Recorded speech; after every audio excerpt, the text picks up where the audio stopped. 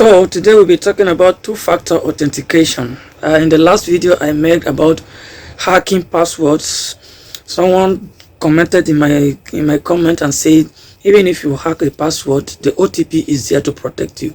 So I want to say something about the OTP. OTP is one form of two-factor authentication that makes sure it has another layer of security, so that once you break into the first security, you must encounter another security. Once you break to this, you encounter another security. So some software have like 3 or 4 security layers of security. However, I'm not trying to scare you, but the truth of the matter is that your OTP is sometimes useless. If a hacker that has something upstairs mean to hack you, is useless. Well, it's not that useless, it's helpful, but it can serve you. The reason is it's not 100% guarantee. The OTP you receive maybe while you are trying to log into your software, to log into your account, log into your bank account, it can only stress the attacker. So it then depends on the knowledge of the attacker. If it is someone that have an high knowledge in the cybersecurity world, the person can still break it. Give it 1 day, 2 days, 1 week, 1 month. It depends on the kind of knowledge you have. It can stress you, but can go there. Then if it is something that doesn't have someone that doesn't have enough knowledge, then the person may get tired along the way and leave you. Then you'll be safe. It doesn't mean it cannot be hacked. It can be bypassed. Yes, it can be bypassed. So that is it.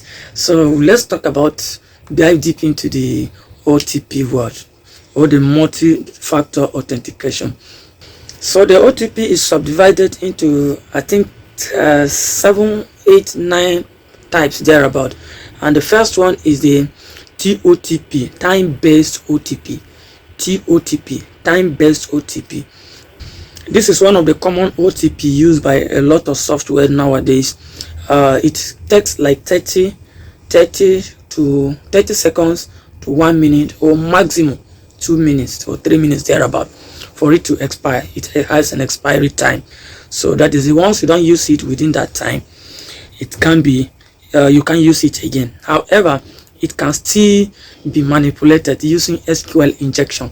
SQL injection is just a way of manipulating the server, because the server is the one that is sending the OTP to make you confirm that you are the real owner of this account, or you are supposed to access this software or this document. So the SQL injection will then trick the server with a fake credentials, with a fake code, and then it will see how it will respond, and then it will capture its own weaknesses, and then will use any other thing to penetrate. That is it. Another one is the HOTP. The HOTP, this one is the security. It has its own vulnerability. It doesn't expire at all. It doesn't expire until you use it. That is to say, if it is being sent to you and you haven't used it for 3 days, you can still use it after 3 days. But once you use it, it has expired. So that is it. So it then depends on the attacker or the hacker to then gather his own information to know the version of multi-factor authentication that you are using. Remember the last time I was telling you that the version is also very useful at the point of footprinting and reconnaissance.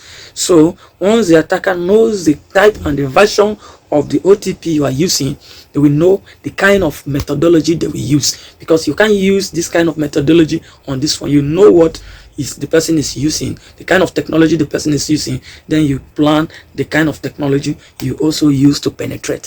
So that is it. Another one we have is the SMS or email OTP. This is the regular email that we have been receiving. I think Facebook uses it. Facebook uses about three multi-factor authentication, if I'm not mistaken. Yes, about 3 of them.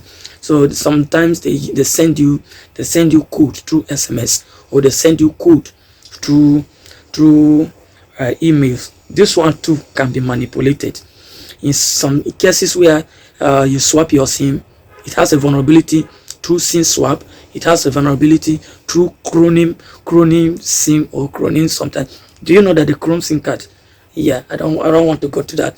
So that is its own vulnerability. So once the attacker knows that you are using an SMS and SMS or email OTP, they know the vulnerability inside, except it is somebody that is a beginner that doesn't know much about that. But once they know the kind of version, they know the kind of technology or the approach, they are going to approach you by penetrating you. Then the fourth one is the push notification OTP. A push notification OTP is the one, I think Facebook uses that one too. Google uses that one too. So you see that situation where you are trying to log into your email or Facebook, and then the Facebook will send you a pop-up notification in your registered device, mostly your mobile device. If you have a phone, they will send you a pop-up notification in your phone, that is another device, and they will ask you to go there. So once you go there, you see a pop-up notification, and they will ask you, someone is trying to log in to your Facebook. Then they will put two buttons below it. They will say, yes, I am the one. No, I am not the one. So once you click yes, I'm the one, it then sends some IP keys there to tell the software that yes, he is the one. So this is a pop-up notification. For if you are trying to log into Facebook, sometimes Facebook do that, and sometimes Facebook do that SMS, email, OTP. But Google uses this one the most. This is the one they use the most before the SMS one. So that is it. The fifth one is the hardware token OTP. You can see some people having it, something like a tiny device like this on their key holder. So it contains a token. So once you want to log into your bank, mostly bank use this one mostly. So once you put the password, you come there and look at the token that is inside, the code inside at that material time, and then you insert it. It also has its own vulnerability too. So it depends on what the information gathering of the attacker. If the person gather enough information to know that you are using a hardware token, then they will still find a way to go about that. So that is it. The sixth one is the biometric OTP. The biometric OTP is the one that you use your device to capture. It uses face recognition. I think iPhone has that. Why they call it Face ID? iPhone has it. They call it Face ID. Samsung has it. They call it Face ID. A lot of devices now have it. If you want to log into some, or maybe opens your phone nowadays, nobody cares to go and put their password. You just put on your device on your face, and then it opens and you swap it. So that Face ID is known as the biometric OTP. It also has its own vulnerability. Yes, there must be a way. There must be a way if someone wants to hack you. The reason is, nowadays, I don't want to mention some tools, but nowadays there are some tools, although they are somehow expensive. There are some tools that you'll be that face recognition.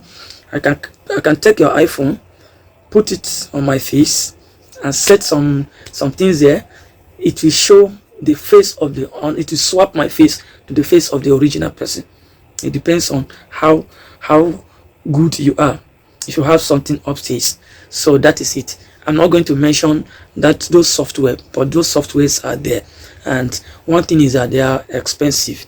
So that is it. You can see all those G boys, sometimes they talk to their clients when they are trying to commit fraud. They talk to their clients using video calls. So they will be using a video call, but the person they are talking to, the person watching the video will be seeing a face of maybe a woman, whereas the real ID behind the video call will be a man. So there is a way to make that face swap. So that is its own vulnerability, but it is not easy. However, it depends on how the attacker is thinking, and maybe the available resources onto your hand. Another one is QR code OTP. The QR code OTP is the normal one.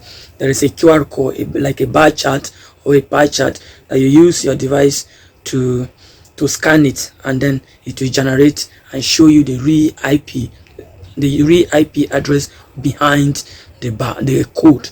There is a IP hidden, or a code hidden at the back of the code. So once you scan it, it will then scan your device and then show you the real IP address or the real URL to that QR code. It also has its own vulnerabilities too, because nowadays people are generating let me not even go there self. Another one is the voice-based OTP. The voice-based OTP, this one is not common, but some developers also use it. Well, there is one software that I'll be using that I don't want to mention that, but there is one software. Once you go there, they will call some numbers, maybe 1 2 3 4 5. Then they will ask you to type those numbers that you hear. Then it's like a voice or an audio OTP. They will call 1 2 3 4 5. Then you will then insert those numbers on the device. That one has a lot of vulnerabilities too, so a lot of developers are not using it, but still some people are still using it. So it depends on the attacker to then do his own reconnaissance and then check which kind of multi-factor authentication you are using. So these are basically the types of OTP or two-factor authentication we have.